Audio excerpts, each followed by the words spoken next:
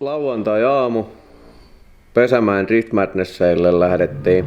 Lyötiin aamulla siinä 10 treffit tähän hallille porukalla tiimin kanssa. Lähdettiin sitten autokärryyn. Lähdettiin kohti Pesämäkeä. Oltiin puolen päivän mais siellä perillä ja sit leiri pystyy. Ja siinä vaiheessa sanotaanko, että oli todella hämmentävää mennä Drift Madnessille tai yleensäkin drifting tapahtumaan sillä lailla, että on itsellä eurovagoni perässä ja siellä on auto, jonka on rakentanut.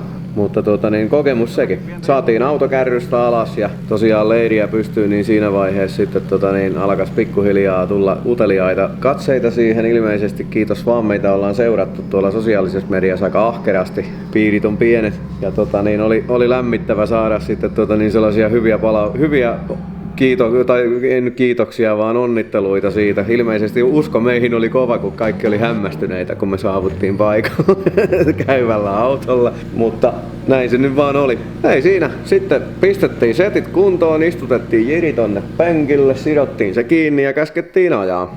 Mitkä fiilikset? Väsynyt, mutta onnellinen.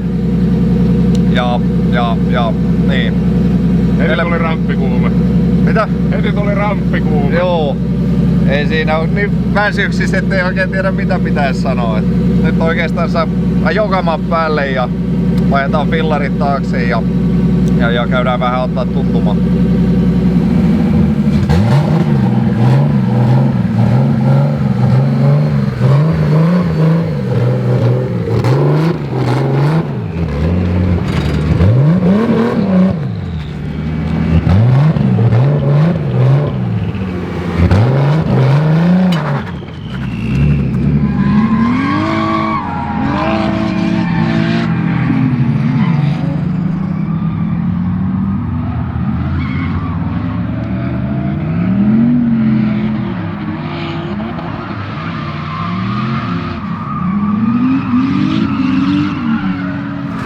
Välifiilikset.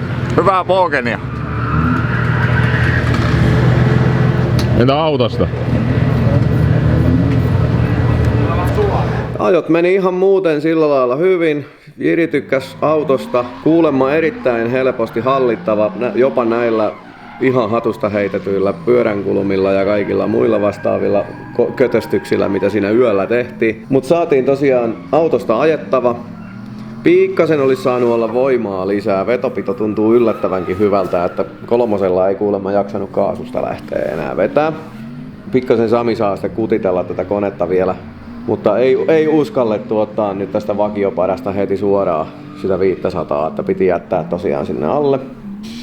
Ekan vedon jälkeen oikeastaan huomattiin, että öljyä vuotaa jostain ja sitä öljyvuotoa me jouduttiin siinä sitten jonkin aikaa ihmettelemään ja lopuksi me päädyttiin siihen lopputulemaan, että toi Immunokan Vanoksen panjo, joka kusi pikkusen jo torstaina, niin se oli nyt kiristämisen jälkeen siitä huolimatta lähtenyt vuotamaan. Ne alumiiniprikat oli sieltä ihan lintassa. Vaihdettiin sinne sitten tiivisteet, mutta huomattiin, että sekään ei vielä riittänyt. Ja venttiilikoppa vuoti 6 tulppakaivoon aika pahasti, joka sotki sitten koko tämän pakoputken taustan tuosta rintapellistä. Ja me otettiin 2 kertaa tuo venakoppa irti ja ihmeteltiin sitä siinä kempuralla, että kun ei siinä näy mitään. Me vedettiin rasvanpoistoaineella kaikki tiivistepinnat, lyötiin tiivisteliimalla uusiksi nippuun. Ja sen jälkeen alkas sitten tulemaan vähän rötäämistä, eli 6 puola oli ottanut itteensä siitä öljystä. Ja kello oli siinä kohtaa jo sen verran paljon, että päätettiin sitten pistää niin sanotusti pillipussiin.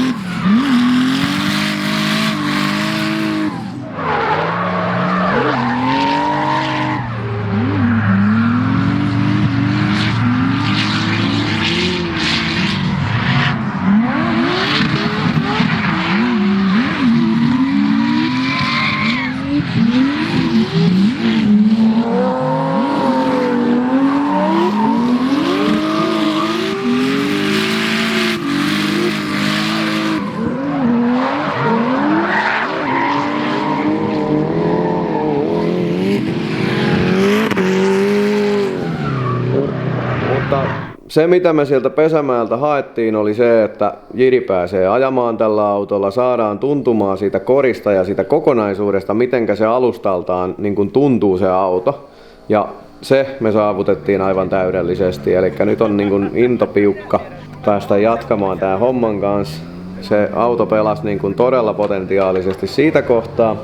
Uusi venttiilikoppa on, tai no uusi, mutta varamoottorista irrotettu venttiilikoppa on nyt tuolla liukeamassa, että saadaan se pestyä hyväksi ja tarkistettua, ettei sekin ole halki. Mä löysin tuolta kutosen tulppakaivon vierestä tuosta kannesta silloin, kun se on kiristettynä paikoilleen, niin siellä nauraa kaksi saumaa, eli se on halki. Mutta aina silloin, kun sen ottaa irti tuosta moottorista, niin se näyttää ehjältä, kun ne saumat vetää itsensä kiinni. Eli se oli niin kuin öljyvuotojen loppuminen. Sitten jäähdytyspuolelle tehdään pieniä muutoksia. Eli toi meidän strategia tehdä tuo jäähdytysjärjestelmä sillä lailla, että pelkästään sähköinen pumppu siirtää ja kierrättää tuolla takakontissa ilman termostaattia, niin se ei tämän M50 kanssa ole hyvä idea.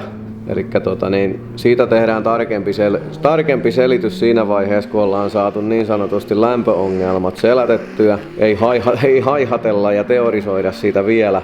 Kerrotaan sitten toimiva ratkaisu, mutta tällä hetkellä näyttää siltä, että siihen pikkusen pitää tehdä muutoksia, mutta ei mitään sellaista, mistä ei selvittäisi ihan pikkuhommalla. Mutta summa summarumi, niin toi 360 000 ajettu moottori on nyt saanut kenkää jonkun verran.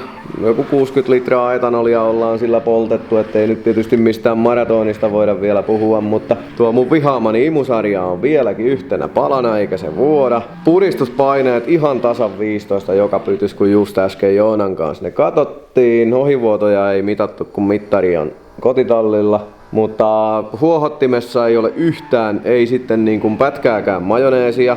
Oli ihan puhdasta etanolia vaan pikkusen, ei mitään sen kummempaa. Öljykorkis on pikkusen höyrystymään, mutta ei siinäkään ole mitään hälyttävää. Yhtä ruskea se oli jo lähtiessä.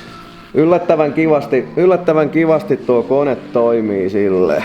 Mutta nyt tehdään vielä tosiaan ennen seuraavia ajoja, niin tehdään vähän paremmin nukutuilla silmillä nyt tarkistukset vielä asioihin ja käydään vielä kerran läpi monta juttua. Tässä on nyt huomannut muutamia löystyneitä pultteja, mitä on jätetty kiristämättä ihan vaan sen takia, kun meillä ihan oikeasti oli 7 päivää aikaa tehdä hylsystä drifteri. Kyllä me vaan siinä onnistuttiin, että tällä hetkellä on sellainen, sanotaanko, että yhden paremmin nukutun yön jälkeen on edelleen kauhea väsy, mutta nyt on niin kuin semmoinen olo, että nyt ollaan niin kuin oikeasti tehty jotain semmoista, mikä lämmittää mieltä vielä vanhanakin.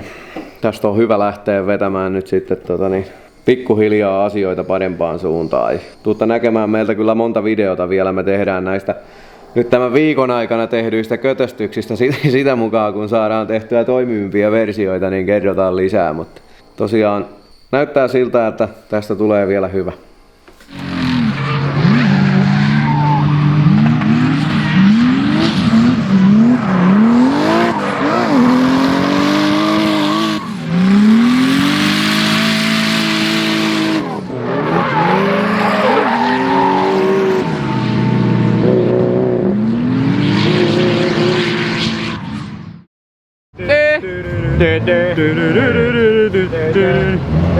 Kukaan meni